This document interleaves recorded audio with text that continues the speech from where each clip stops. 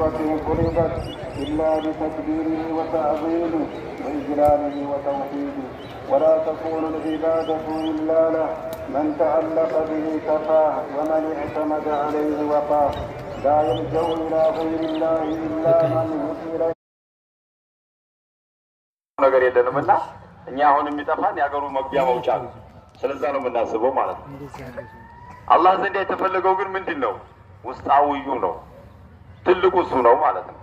እና ኢባዳዎች ላይ የምናነሳቸው ነገራቶች በውስጣችን እሽቅ መኖር አለበት። ይሄ አሁን በዓል ሲባል እንደ እስላም በዚህ ነገር በጣም ፍቅር ውስጣችን ማደሩ ኢባዳ ነው ብለን ወዲ አላህ መውሰድ ይጠበቃል ማለት ነው። ስናቀው ስንረጃው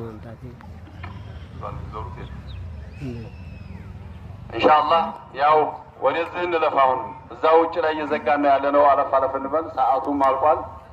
ያው የምንንቀሳቀሰው ወንድሞች እንንቀሳቀስ፣ ሳንቲሙን የምንጠይቀው ሰዎች ማለት ነው። ሰዓታችን እያለቀ ነው። ለማንኛውም ሰዓቱን እንጠቀመው ያን ነው እንግዲህ እስካለን ድረስ እኛ እስካሁን ያን ነው።